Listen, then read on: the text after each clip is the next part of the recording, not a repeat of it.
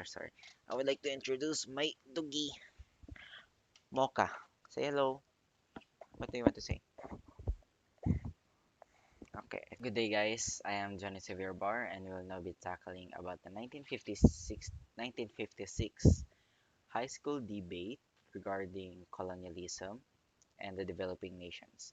So the four countries that were involved in the debate is the Philippines, Ghana, which is the Gold Coast, and is now called the Ghana. The Ghana is a country in West Africa, Mexico, and India. Okay, so before tackling that, I want to first to create a broad ano muna. So I want to create a broad I want to create an overview about this. So students, so there are high school students representative in each country that will go to US and will experience a lot of things about there. Either they're gonna go to school there or try things, communities, something like that. And then they will set a date where they will go for a debate where representatives will debate regarding certain topics. Let's say prejudice, communism, and colonialism. And yes, what we're gonna talk about right now is the colonialism. So first of all, colonialism is where a country will invade a country and will take control, have political control over the country, and will excuse me, and will might also extort the resources. For example, the Philippines, we were invaded by the Spain, in which we were colonized for how many years, and Japan and America, which is the last one. And the topic will be how did the nation develop after the colonialism, or whether the country have developed because of the colonialism. So, in regarding the topics, in the Ghana, which has been said in the video, one of the leading forces in their time and regarding education, because from the way of their education is, I think they try to create some symbols that could create a shape that could create the letters. Let's say for snake, what represents the letter S will be snake, because if you're gonna see a snake, it's gonna represent letter S because of the way they move. Ooh, look at the wave.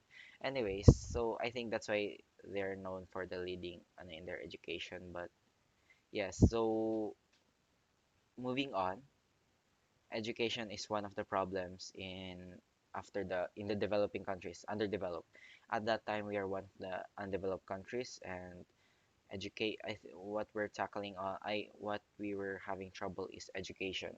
First and foremost, education. There are lots of people who are illiterate in that time. Let's say 50% worldwide, according to the video. 30%, 50%, or three-fourths of the world's population.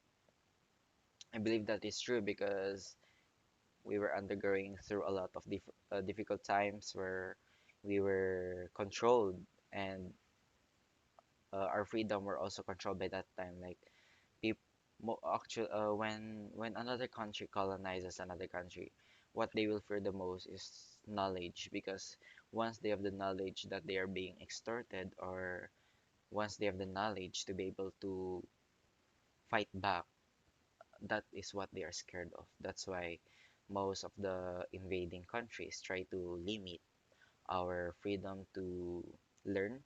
And that's why in that time, in the developing country, in our countries, the underdeveloped ones, after colonialism, we had a hard time in our education. That's why we were tackling on that.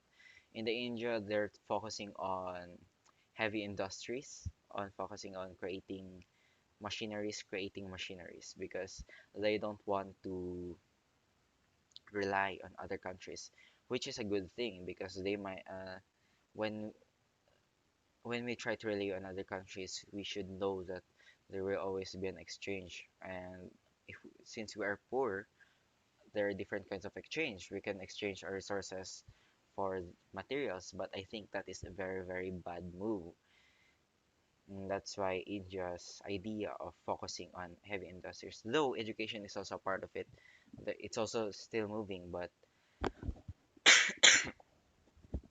but they are focusing on heavy industries, machineries, creating machineries, is also actually quite a good mindset. In the Ghana, they're focusing on education and spreading education, and I think, yeah, education.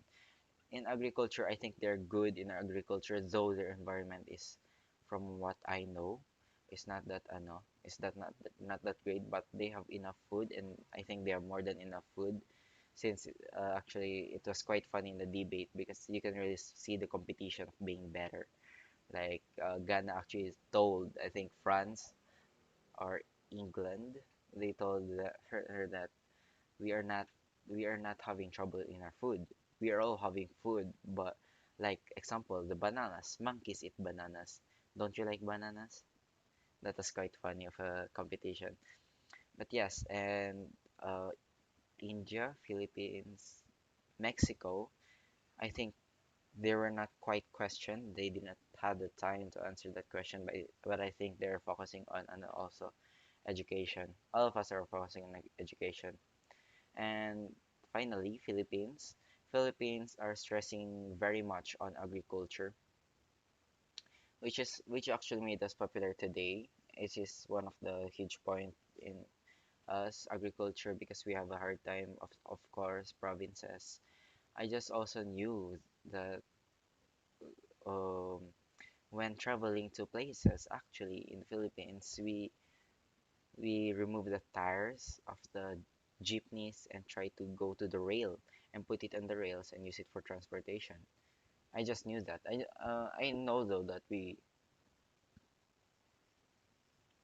use caravels for transportation, but I didn't know that we use jeepneys and put it on rails. But anyways, I think it their debate is quite great actually. It made me learn a lot more about other countries, what they've undergone through. Actually, Mexico have said, a representative in Mexico have said that they really hate US at that time. There was quite prejudice about there because of course they were invaded and yeah, but looking today, I think there's still conflicts, but it's more lighter than before. And there's one more topic that made me really think about it really well regarding Philippines is that a lot of people questioned actually when when the Philippine representative Raul said that American gave us free things for our agriculture, which made us develop really fast. And when the other representatives heard that, they said that it might we should really be careful because it might go for an exchange because they won't give us free things for no reason. And like they said, it is true. But if you look at the video, actually the teacher is trying to avoid the topic. He's trying the teacher, which is I don't know if it's a US teacher, but since they're in the USA, I'm gonna assume that it is an American teacher. The teacher is actually avoided that topic, which is quite funny from what I have watched. It is quite funny because I think she also knows what was happening. So yeah, I want to give advice because in our recent president, Rodrigo Duterte hated Americans very much, even though the American gave us many free things and help us in lots of things like education, things like that, systems and all that. And Duterte explained why, and I think he gives good explanation despite all the things that America gave us. I think Duterte knows what America is planning. Just so you know, Philippines have a lot of natural resources. We have a lot of natural resources. That's why we tend to have a lot of conflicts with countries, like the Pearl Harbor, the war of Pearl Harbor, and who actually claims that it's because of the resources. That's why war happened. And also the regarding the most recent one regarding China regarding the seas. Yes, regarding the sea, about the fisheries, China is now conflicting about the territorial wars, saying that about the nine dash line and conflicting regarding the yes territories. And that's one of an example in which why Philippines is one of the I in which why our country has a lot of resources. Anyways, after watching all that debate, it is fun. It is I recommend you watching that. Also the other debates, prejudice and colonialism. I think so. Oh no, prejudice and communism. They're quite good topics. I'm sorry I didn't tackle that because they're quite more complicated and it's hard to explain. But I'm gonna explain this colonialism since it's quite an interesting topic. So to give a summary, it talk about the how the countries develop after the colonialism. And I think Philippines had quite a hard time developing. Oh, yes, Philippines did have a good time developing. I think Philippines developed quite fast because of the help of the Americans, but I think it will be for a cause in the future. In the future, I think we need to be aware and we need to be careful of what might happen in the future because of that. Because it everything is for an exchange. Everything is for an exchange. We should remember that. Also, we're talking about countries to countries negotiation. They just gave us free resources, and sometimes we pay, but in that time, in that time, we were given for free. But yes, we don't know. It is just my opinion. It is just my assumption. But I think we need to be careful. But yeah, colonialism. I think we did develop well. We are now one of the developing countries as of the moment, this 2022, and it is quite great. In the Ghana, I think they're going great right now. In the Mexico, you can see the development right now. They're doing great, and in India, I think they're they're also great. They're also doing good in their technologies, and I think they succeeded in the heavy technologies one.